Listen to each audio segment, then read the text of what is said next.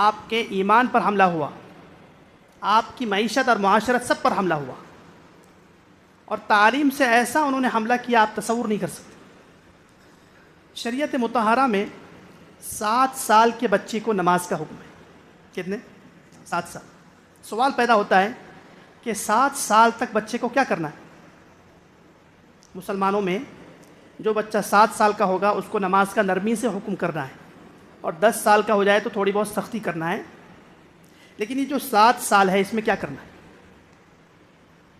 دوسری طرف یہودیوں نے اسکول نکالنے شروع کیے، انگریزی میڈیم یا دوسرے، اس میں نصاب ہوتا ہے 3 سال کے بچے کا، 4 سال کے بچے کا، 5 سال کے بچے کا، 6 سال، 7 سال۔ شریعت تو کہہ رہی ہے 7 سال سے پہلے دینی حکم جو کہ اس کی آخرت کے لیے، نجات کے لیے ضروری ہے، وہ مت دو۔ اور یہود، نصارہ اور دنیا کے دشمنان اسلام کہہ رہے ہیں 3 سال کے بچے کو ڈال دو اسکول میں، اور بہت سارے مسلمان بچے کو اسکول میں ڈال رہے ہیں۔ 3 سال کا بچہ، اس بیچارے کی نہ نیند پوری کرتے ہیں، اس کو زبردستی ماں باپ اٹھاتے ہیں اور اس کو زبردستی نہلاتے ہیں، دھلاتے ہیں، تیار کرتے ہیں، وہ روتا رہتا ہے، اور اس کو ڈال دیتے ہیں رکشے میں اور وہ بیچارہ جاتا ہے۔ اب یاد رکھیے 3 سال کا بچہ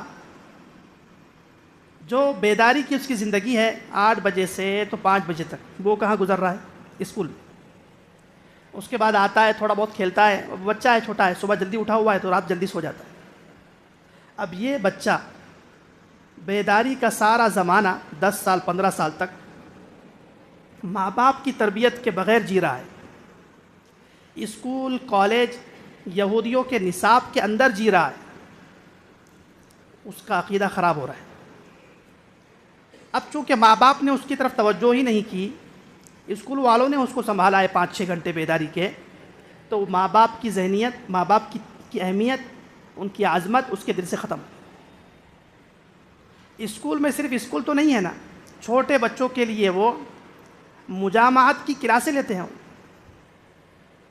ہم جنس پرستی کی کلاسیں لیتے ہیں، وہ پتہ نہیں کیا کیا خرافات کرتے ہیں، اوپر سے ٹافیاں پھینکتے ہیں، کہتے ہیں عیسیٰ مسیح نے بھیجی ہے، نعوذ باللہ، ٹارزن کو خدا سمجھاتے ہیں۔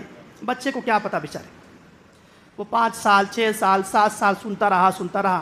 ماں باپ نے گھر میں ایسا کوئی انتظام نہیں کیا کہ اس بچے کو 4 گھنٹے سمجھائے کہ بیٹا یہ توحید ہے، یہ آخرت ہے، یہ قیامت ہے، یہ قرآن ہے، یہ ماں کی عظمت ہے، کچھ بھی نہیں۔